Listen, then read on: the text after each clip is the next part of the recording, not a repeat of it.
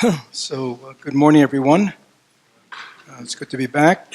I don't think I've taught here in probably 6 weeks, 7 weeks. I'm not sure. It seems like a long time, but it's good to be back. And there's a lot going on. As we are here, over in the other building, there's a family program going on.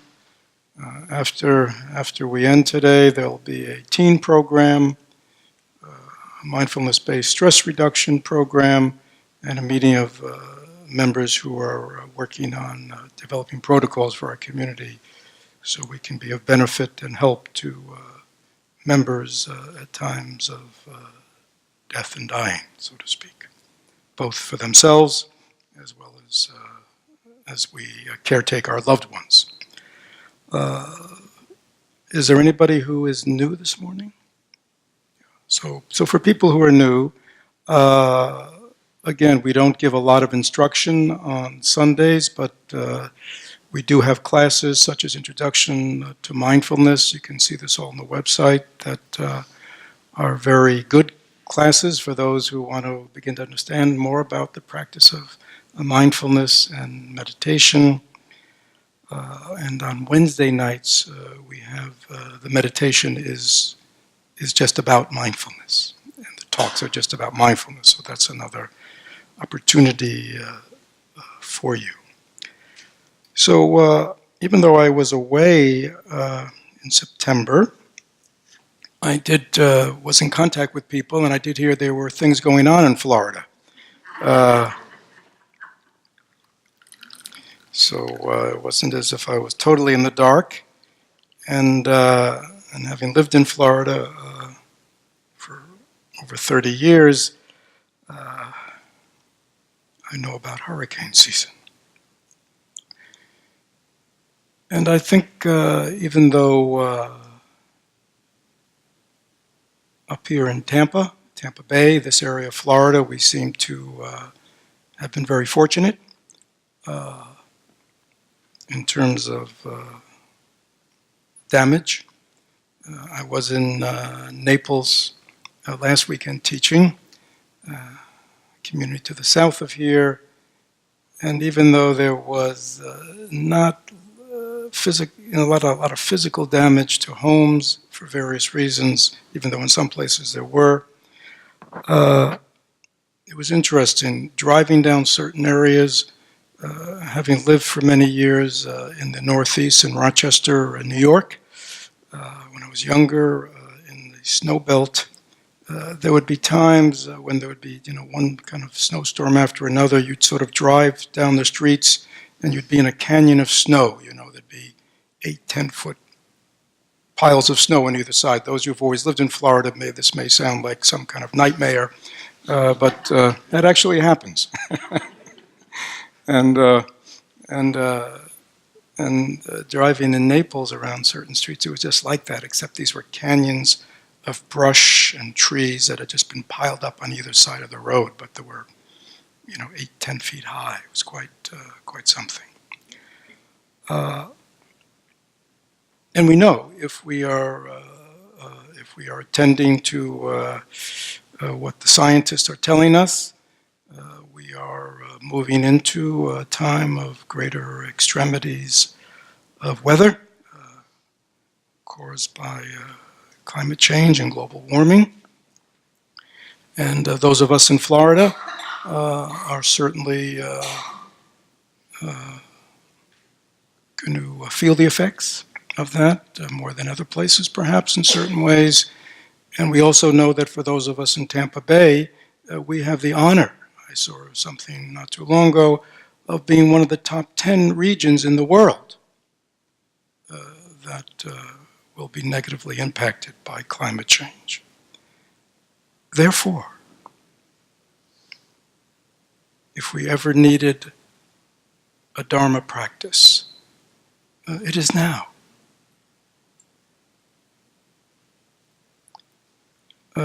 Because the bubble that we have created in our society of permanence and stability and sort of things continuing the way they always have is certainly may not be the case anymore. We all understand that. And so we need to prepare ourselves. And obviously, there are things in the physical realm that we can do to prepare our homes, etc., codes and building codes, and just how we create greater stability and things like that. But that's not what I want to talk about this morning. And we have to talk about our minds. And this is the best preparation that each of us can undertake. Again, I think because of the nature of our world as it's developed over the last 100 years, it was not long ago that human beings living in simpler times were much more affected by the instability of weather.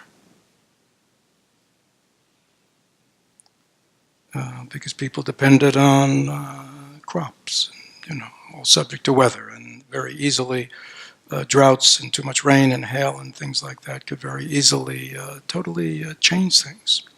As well as, I think, just getting around. Before the time of cars and planes and trains and everything, just getting around was much more problematic, much more subject to not knowing the outcome. And so I think for much of human history, living with great uncertainty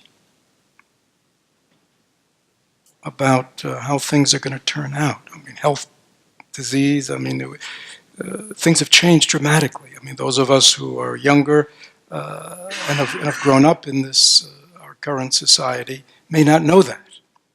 Because we have, clean drinking water, and we have food that is not contaminated, and we have houses, and we have cars. I mean, we have all these things that have created this bubble of sense of dependability and stability, and yet we see, if we are attentive to, what just happened in Houston and what just happened in Puerto Rico, and that this veneer of stability that we are all used to and depend on is actually quite fragile. Right? And as I say, there are, I think, all kinds of good ideas about how this can be dealt with in the material realm, but I want to talk to us about that which is most close to us, which is our own minds and hearts. So I, not having been here for 5 or 6 weeks, I kind of emailed several members who have been here saying, what should I talk about? Would be helpful. And somebody said, my sense is that people are still feeling a bit unsettled by their experiences, open to Dharma lessons to be learned. Somebody else says, fear, fearlessness, 3 fierce mantras. Somebody else, taking the practice beyond calming, simply calming afflictive emotions. Taking the practice in life beyond comfort. These are different people. Seeing how our attachments cause us to suffer and freeing ourselves from attachment. Finding an inner stability not contingent on outside factors. Using difficult situations to break open the shell of selfishness and to open our hearts to the suffering of others. What do you think? I think that could take up maybe a little time this morning.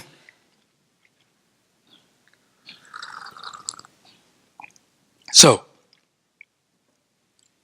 it is actually, interesting enough, the impermanence and unpredictability and instability of life that over 2,600 years ago really caused the man who became known over time as the Buddha to begin his spiritual quest, actually. It was this very same situation. It was a little different in his time and in his There's a little principality up there in northern India, close to Nepal. But he was dealing with the same issues. Because he had grown up in a bubble. A little bubble of, what passed for privilege at those times. We don't know what it really meant. But he had a very stable life of ease. He was somewhat in what might be called nobility at that time, one of the higher castes. So he had a life of ease, we might say, and he was very protected by his family. So he only knew stability, and he was young, and he was handsome, and he had a lot of energy, and he had just lots of good things in his life. So he had that bubble around him. And he, like many of us, thought it was stable. And it was going to just be that way forever.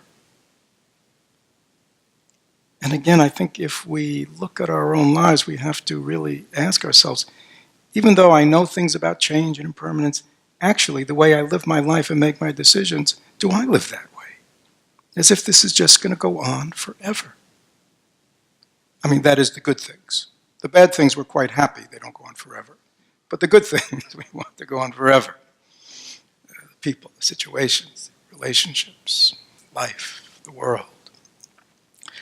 But then for him, he had very personal encounters with sick people, with aging people, and with death. And that, for him, became the decisive kind of existential crisis that made him go, wow, this body of mine, its health, its handsomeness, its beauty, all the things of my life, and the people and the things, all of this is impermanent. All of this can disappear in a moment. And the only thing we don't know is when that moment will be. We hope it'll be, far, far away. But the truth is we don't know, do we? As well as he saw the instability in life. I mean, it was an agricultural society, there were wars. I mean, he just saw the drama of human life and saw how unpredictable and unstable it was. And so this, for him, he didn't increase his alcohol consumption. He didn't take drugs. He didn't go shopping. He didn't devote himself to hedonism and get as much pleasure as he can, knowing that it's, that these are the facts. He began to look deeply. Is there anything stable and permanent in this life that a human being can rely on? That is not dependent on this world of change that is so undependable and unstable, including our bodies, right? And again, I won't go into his whole story, but it eventually led to a deep cultivation of an inner meditative life for himself, where he realized the only place that he could look for this kind of stability and clarity and ease within his own mind. Because everything else was dependent on externals, how things were going or not going in life, in his body. And so I think that challenge that the Buddha met, and then from his experiences, from his understandings, that were both meditative understandings, as well as he formulated various truths about life, that he felt that if people really understood and incorporated in their life, they could live in this kind of unstable, groundless, where the ground is always shifting world, and be at ease, not be afraid, not be disappointed, not be angry, all those kinds of emotions, but be very clear and present to whatever's going on.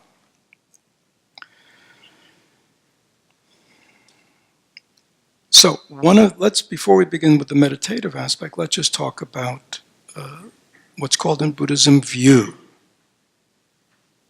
Right? View means, it means many things, but in Buddhist teaching it's very important. It's like, how do we see things? Do we see things correctly? Do we see things clearly? Do we really see things as they are? Like right now, for example, let's take all these extreme weather things, right?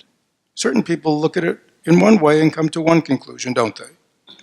And other people over here looking at the same things and they have a totally different conclusion. And we notice in our very polarized society, politically, whatever, that that's the truth, isn't it? You know, sort of, we're all looking at the same situations, but we view them totally differently. And based on how we view them, how we respond to them, etc., how we feel about them, arises. So view, in a certain sense, is everything. Right? And so, in terms of life, to have a clear view, an accurate view, a discerning, intelligent view of the facts is very beneficial. Right? And so one of the major things that the Buddha said, and sort of what I was just talking about, was impermanence. You know, everything is changing. Nothing is stable. At all. The external world is not stable. Our bodies are not stable. They're endlessly changing and subject to change. And our minds, this thing we call our mind, thoughts, feelings, perception, it is constantly changing. Anybody notice that? You all just sat for 30 minutes. What did you notice? Huh? Stable? Same thought the whole time? No, endlessly. And that's just, that's just the way it is. See, that's just the way it is. It's not good. It's not bad. It's not right. It's not wrong. It's not should be, shouldn't be. But it is the way it is. And the more we're able to live in the world as it is, the better able we are to deal with it intelligently, wisely, compassionately. But if we don't understand things clearly, we will distort. Right? And many of us distort our own experience because we don't see clearly. Again, in our tradition, we have these things we call the 5 remembrances that for many people is part of their daily practice. You know, going back to the time of the Buddha, I am of the nature to be sick. It is the whole bodies get sick. I am of the nature to grow old. All bodies age, get sick. I am of the nature to die. I am of the nature to die. This body has the nature to die. Everyone in this room will die. Everybody we know will die. Everybody who's alive in the world right now will die. Is that true? Yes. That's reality. So, and there's some other things that are part of this that we recite every day, and yet, even those who've recited them for 10 and 20 years, still, in the face of their own sicknesses, their own diseases, their own aging, their own stability, and that of the world and the loved ones, still respond with what? Anguish, despair, fear, anxiety, anger. It shouldn't be this way. And yet, what? It is this way. It's a fact. Right? If we don't embrace the reality of the way things are, we will what? We will suffer. And in Buddhism, all those afflictive emotions that I just talked about, that is called suffering. That's not called normal. See, we think that's normal.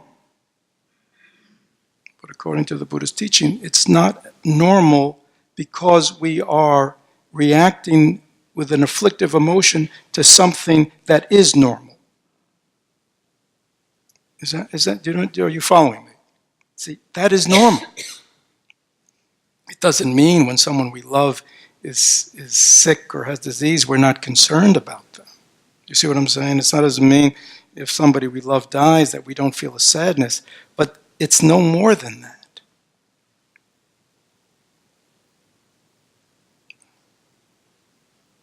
So this capacity to understand that everything is impermanent, everything is changing, nothing is stable, and that is the way things is a profound view. That if you develop this view, sort of in your bones, you live by it, it will make your life much more at ease. You'll be free of afflictive emotions. The other view, teaching, again, we're not even getting into meditation yet, right? That the Buddha taught was, karma, or the law of cause and effect. Karma and law are a little different. But basically, it also meant this is not a random universe, right? Or this is not a universe controlled by the gods, right?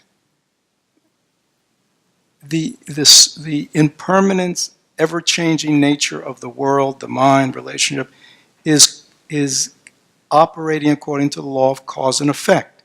Everything that has occurred is occurring because of prior causes, right? It's not just coming out of nowhere. Nothing comes out of nowhere, right? Something always arises because of preceding causes, right? Why are we all here today? Well, we could all trace it, even though we all have different lives, we can all trace it back to, that means sperm and egg. Yeah, I realize you all might not understand what that means.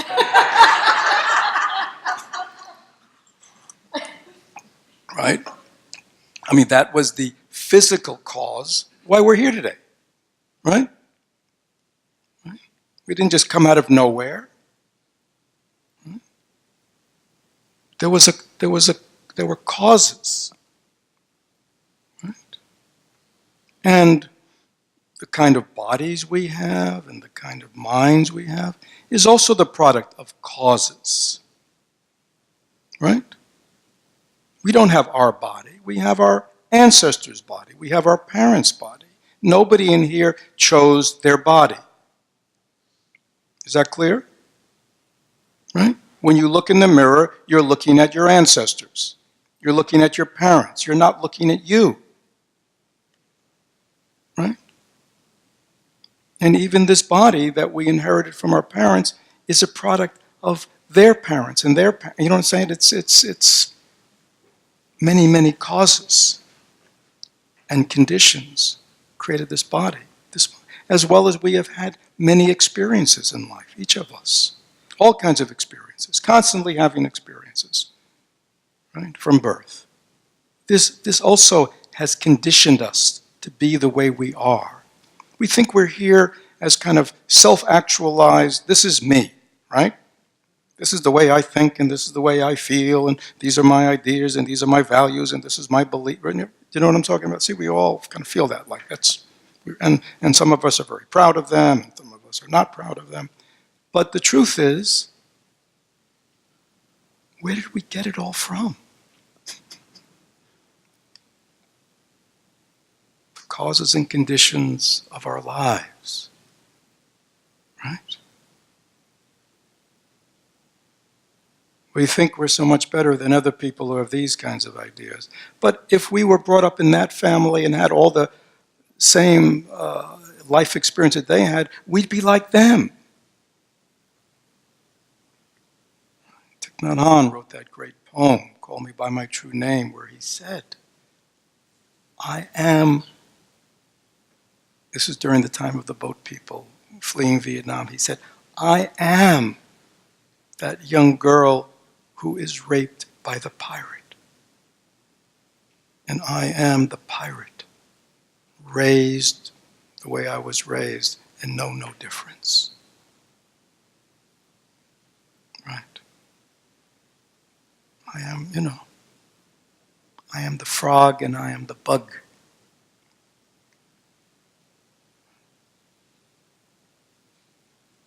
This, for many of us, is hard to accept, but it is the truth. And so, again, if the way the world is, it's constantly disturbing to us, constantly causing us to despair, or causing us to be angry, or causing us always to have an unsettled mind, or causing us to be afraid. You see what I'm saying? It is because why? It's because we cannot accept that things are the way they are because of causes and conditions. Why do we have global warming?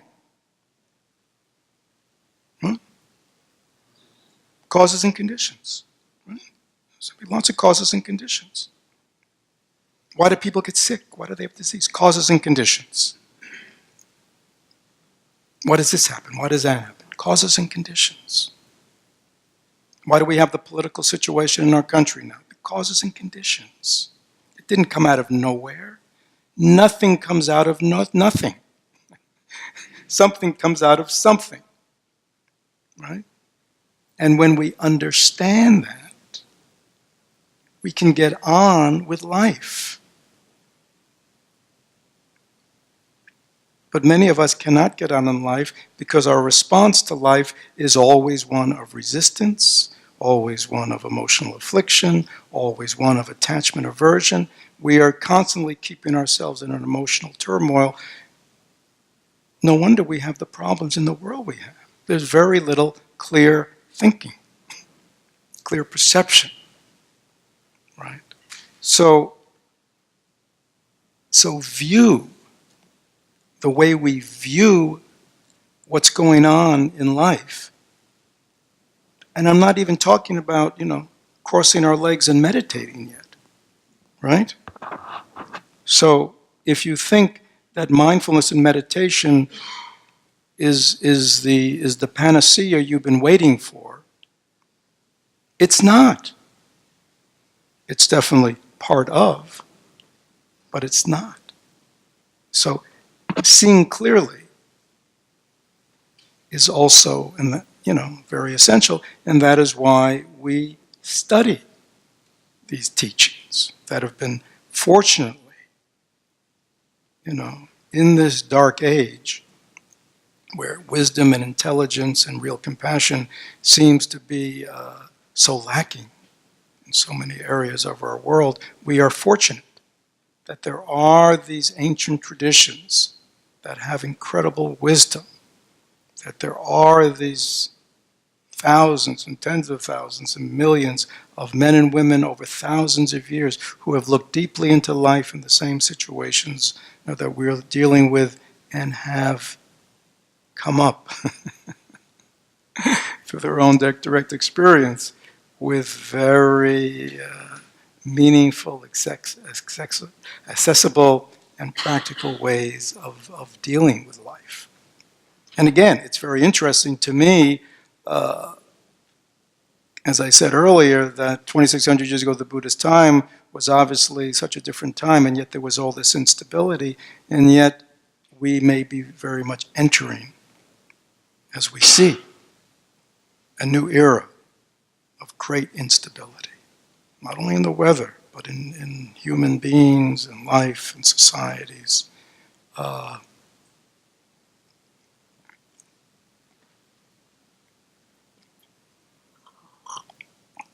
So, in a world like this, where do we take refuge, you see? Where do we find a safe harbor? Right. Well, one way is to close off, right?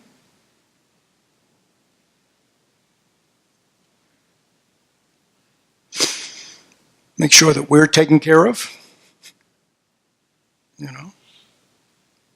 Close off, close down, hunker down. That's one response. But again, that's predicated on on the belief that somehow that can be maintained. And that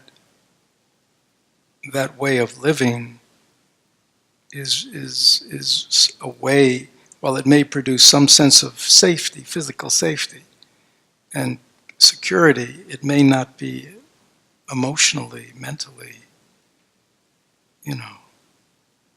a meaningful way to live.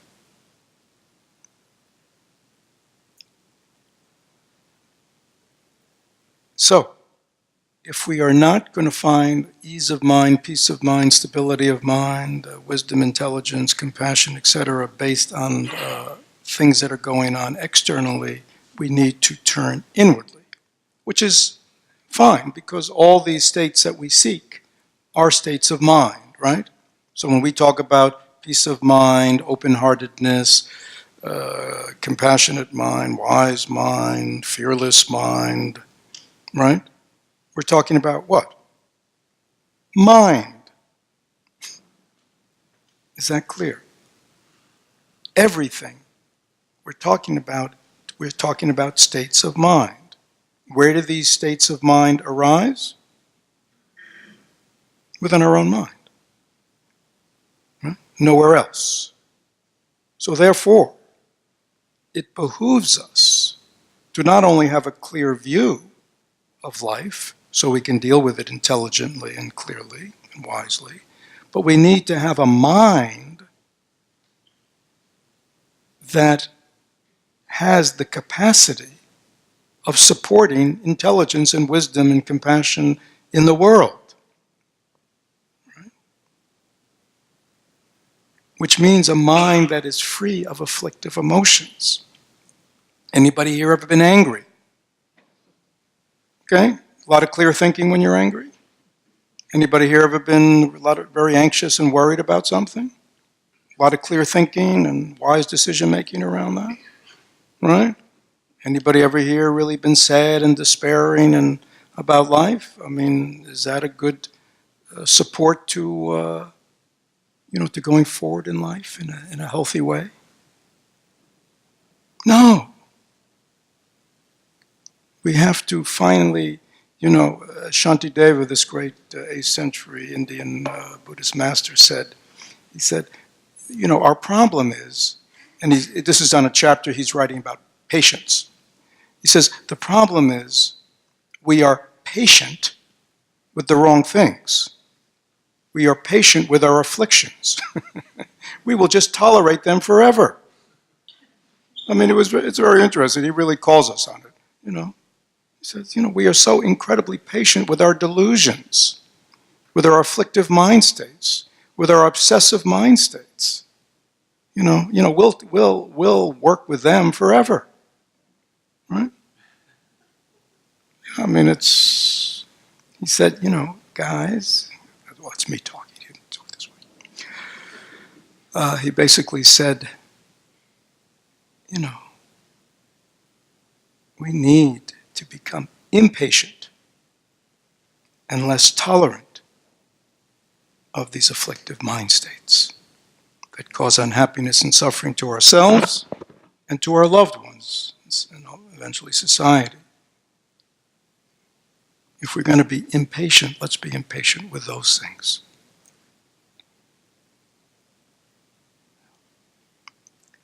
So, if the source of our emotional ill-being or well-being, our peace of mind or our stressed out, distracted nature of mind, or whatever you want to call it, lies within the mind, what's the technology for beginning to become aware of what's going on in our mind, see the causes of our emotional distress? What's the technology that allows us to understand, to see, to view, and then transform?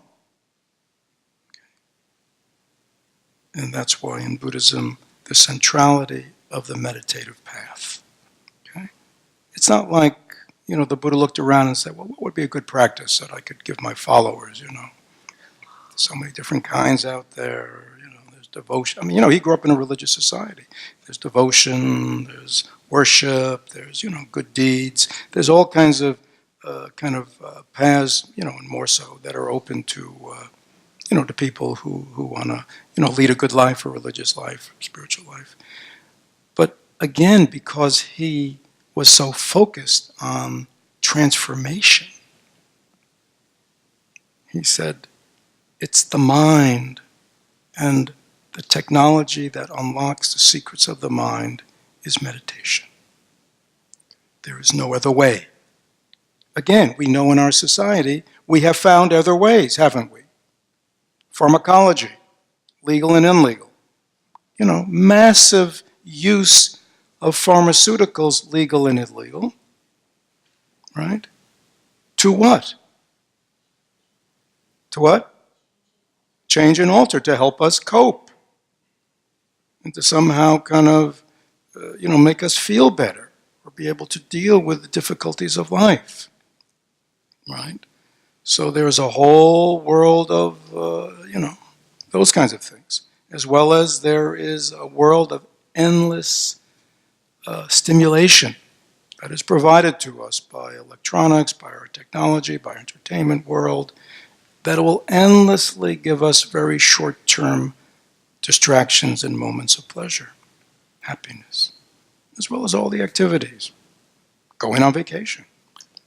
Nothing gets better than that. And yet,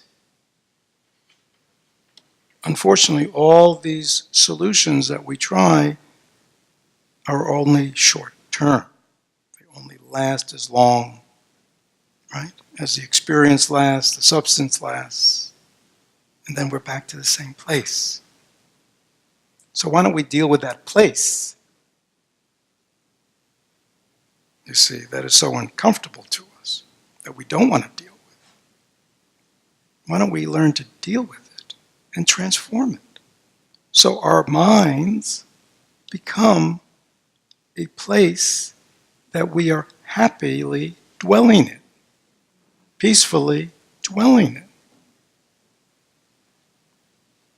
I mean, doesn't that seem kind of like a simple solution to the problem?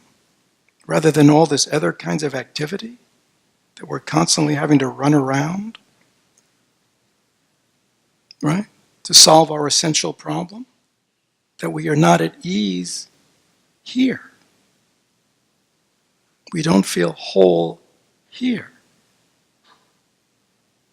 We don't know how to cope with what arises here in our own minds, in our own bodies. We don't know how to take care of ourselves. We don't take care of our bodies. We don't take care of our minds. So why don't we just learn that? The same way many of us here, we learned a profession, right? We devoted time to education and training. We learned a craft. We learned a hobby. We learned to play an instrument. I mean, there are many things that we have learned because we were willing to put ourselves through a course of training and discipline and study that have benefited to us. Everybody know what I'm talking? We understand that, right? And yet, when it comes to that which is most essential, because whatever our profession is, whatever our career is, whatever we're doing, that still doesn't obviate the fact that there's a me who's doing all that. And how am I? How is that person who is doing that? How is that person in relationship?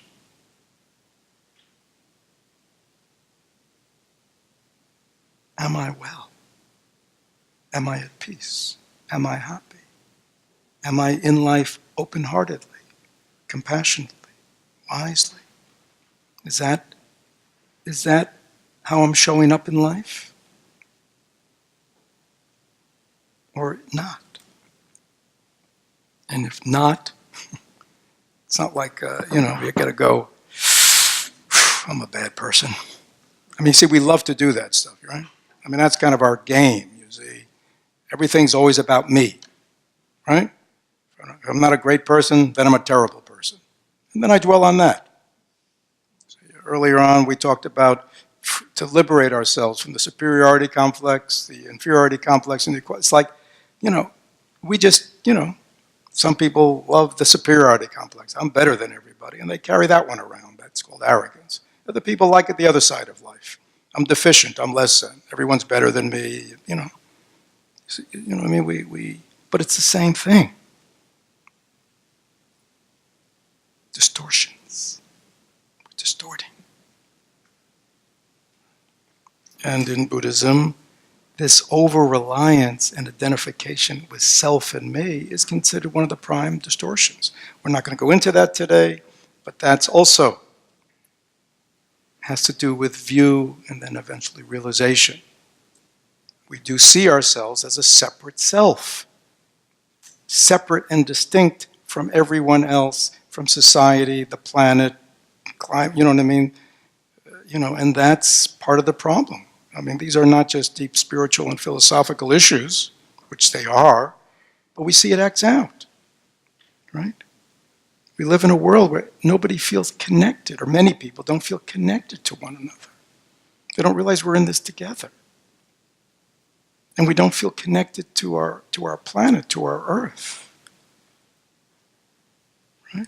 And that somehow, there's a deep interrelationship between human beings, animals, plants, minerals. There's a harmony.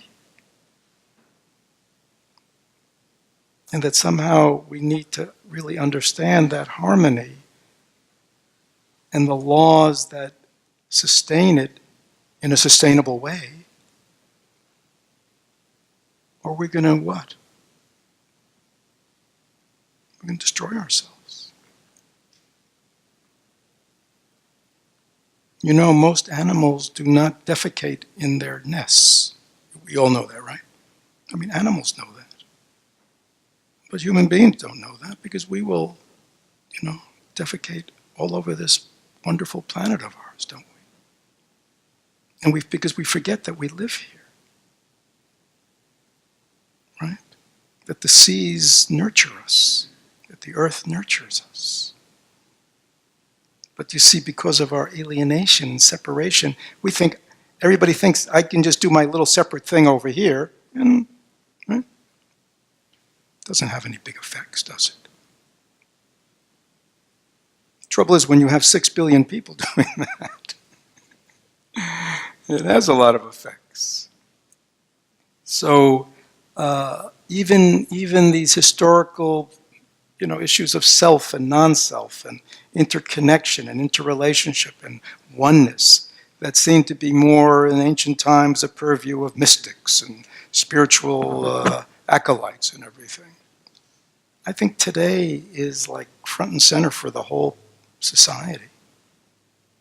Because if we don't begin to operate in this world on a radically different set of principles, well, we understand what's going to happen.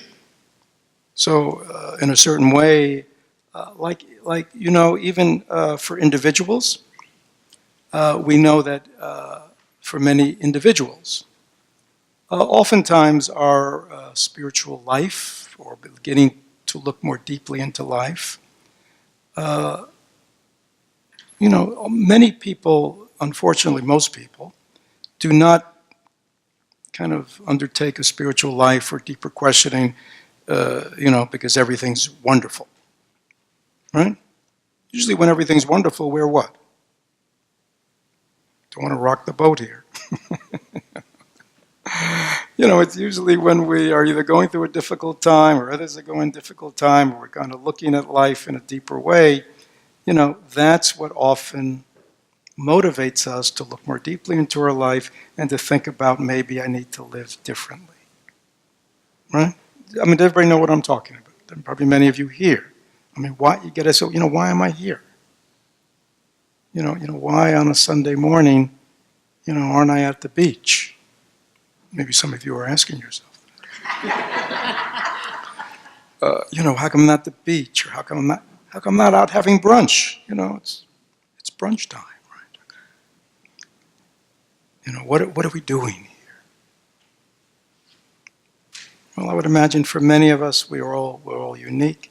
It's because something in our life is causing us to look for different solutions, right, than we've always looked to.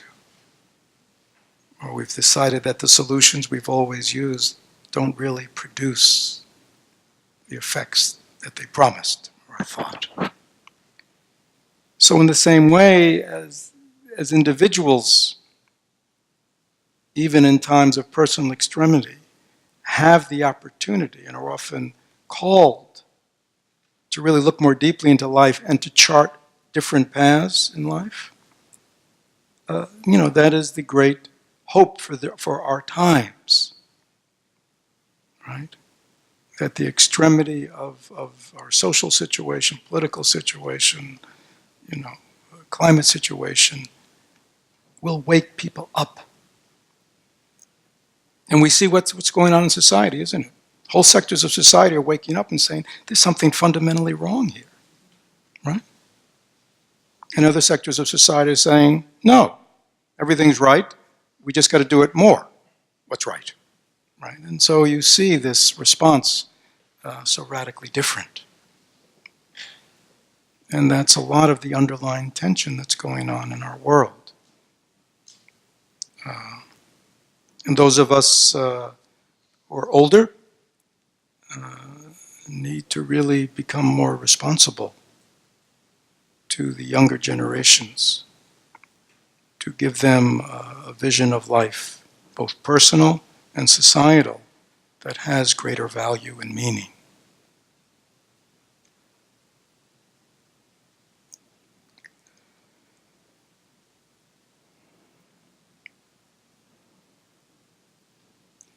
Why don't we stop now? The kids are coming in about 15 minutes. So any questions? Just stop a second and just think. This is not, this is not a sermon. I'm not up here preaching anything.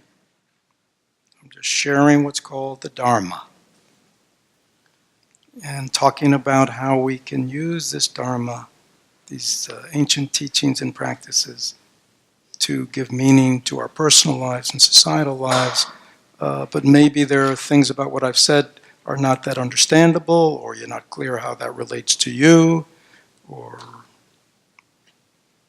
anyhow, I'm open to any question you have, or criticism.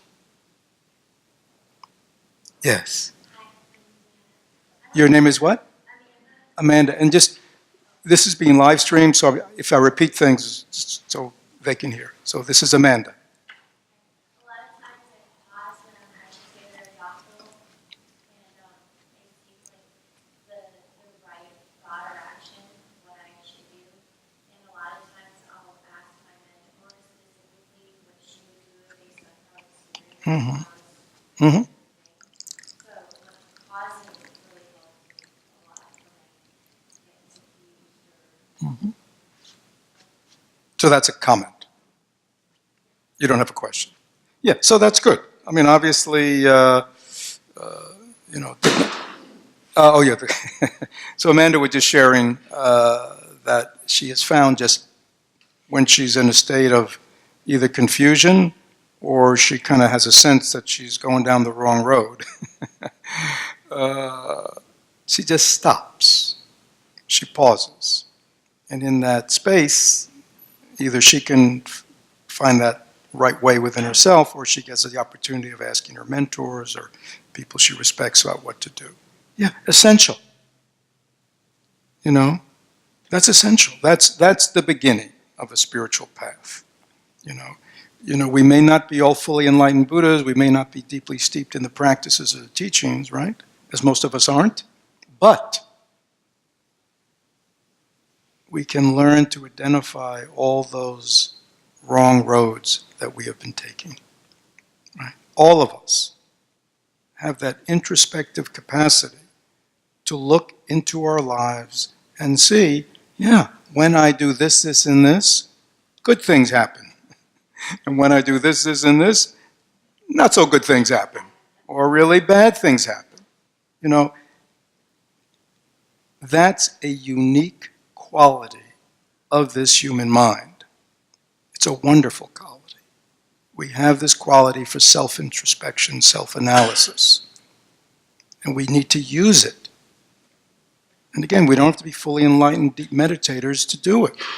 Just kind of watch your mind, watch your behavior, watch the world, and you'll see, right? Certain kinds of ways of thinking, feeling, speaking, acting, lead to suffering for myself or others. There's another whole bunch over here that either don't, maybe those are neutral, or create positive, wholesome outcomes, right? So, if you're like Amanda and says, well, I'm beginning to see that, but I still, again, all of us are propelled by our karma, right? We have within us the impressions, the seeds of our past. Just because we've read a Buddhist book or we've gone to a Buddhist talk, it doesn't mean that stuff's not going to still be propelling us. If you think that's going to happen, you're going to be deeply disappointed. The seeds of our past actions of body, speech, and mind lie deep within our consciousness. And they will continue to come up. But as Amanda wisely pointed out, we can at least begin to kind of know the wholesome from the unwholesome, the positive from the negative, and we can at least begin to exert some self-control. Right? Stopping, pausing, giving space.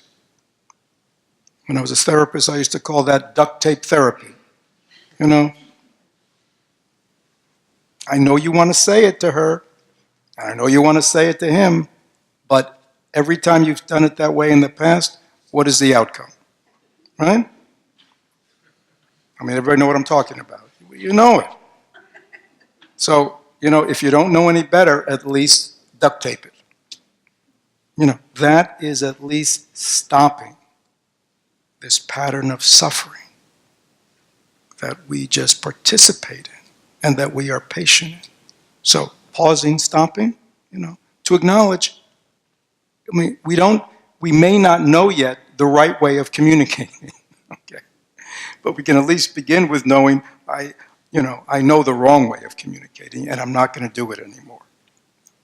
Right? That's like people who go into recovery, right? They don't know yet how to live a wholesome life, do they? No, they don't have a clue because all they know is unwholesomeness. But they do know that if they continue drinking and drugging, it's only going to be more suffering, right? So stop. It's the same wisdom, right? Stop.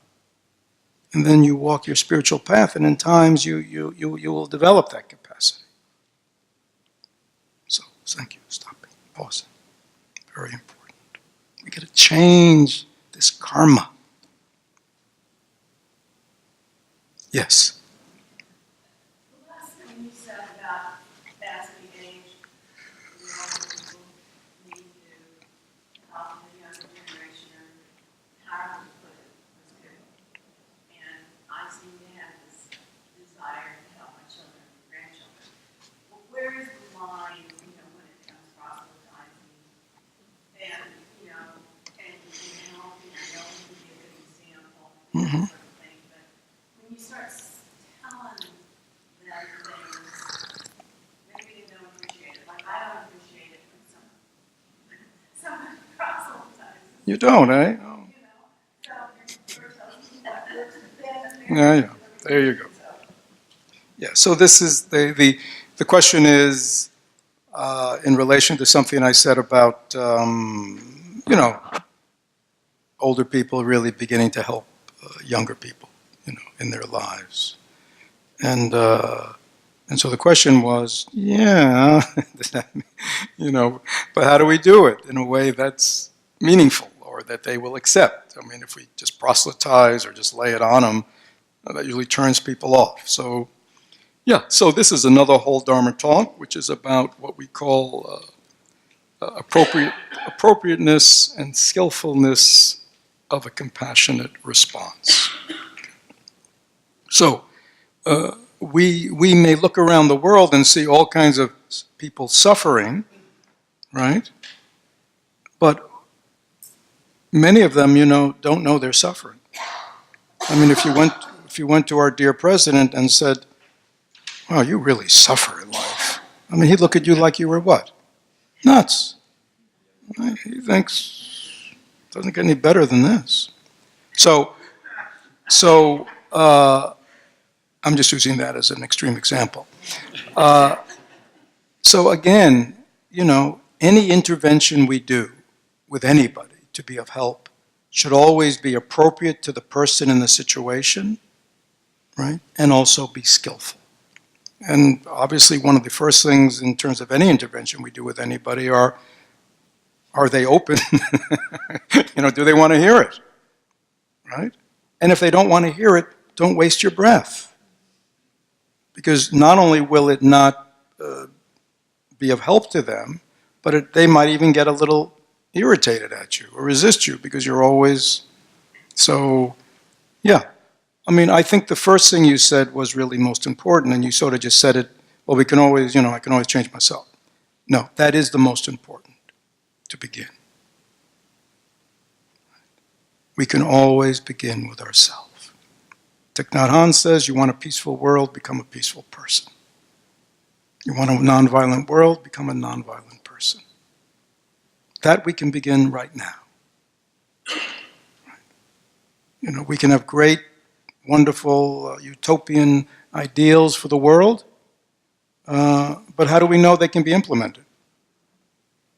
Right? How do we know that people can really be kind, be compassionate, be loving, act intelligently, have peaceful minds, right?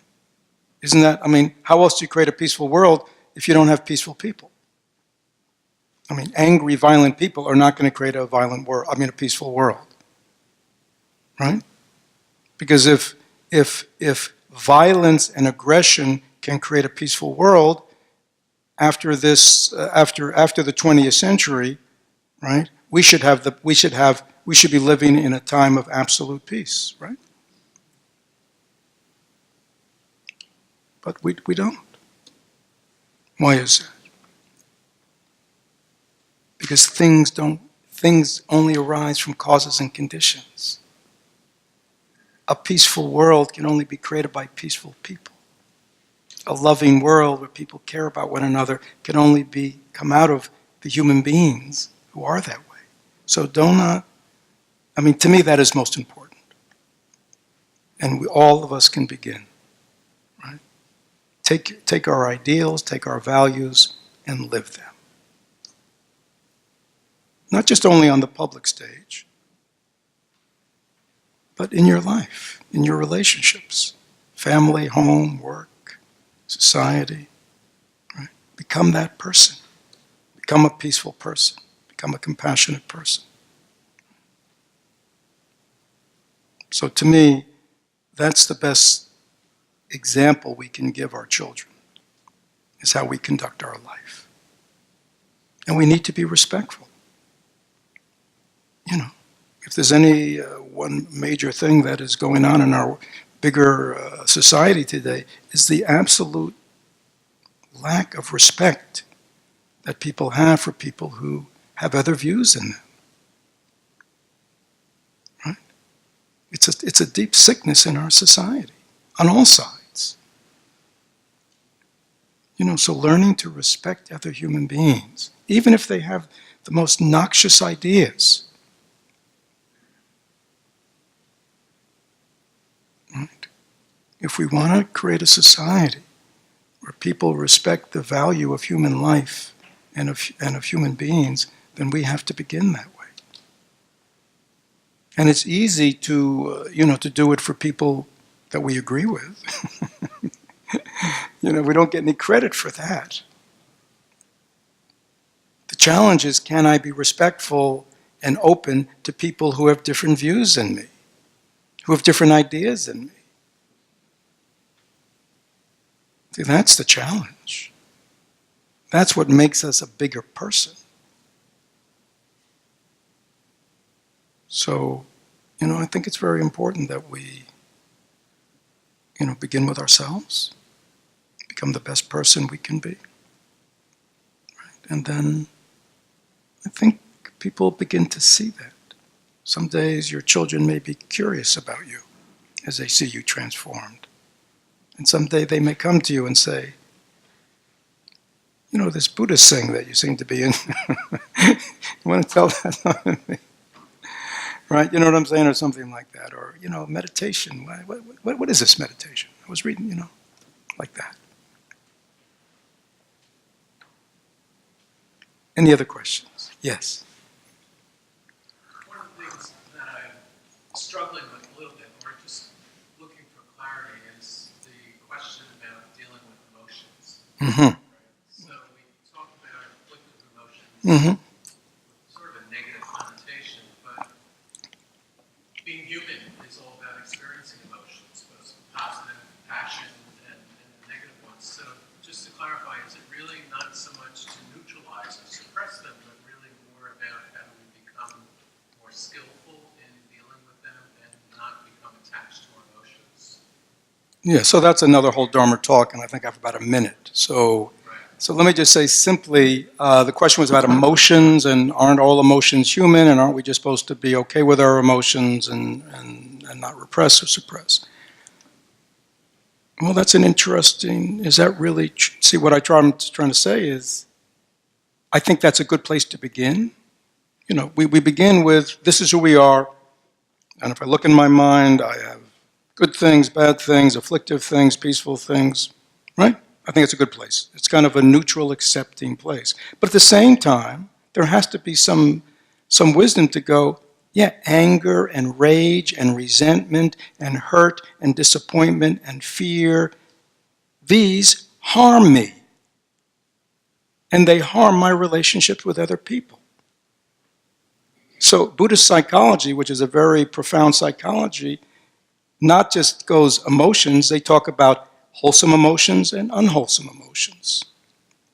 Not just based on, like somebody making a choice. It's not a moral choice or an ethical choice. It's about what causes suffering and what causes goodness.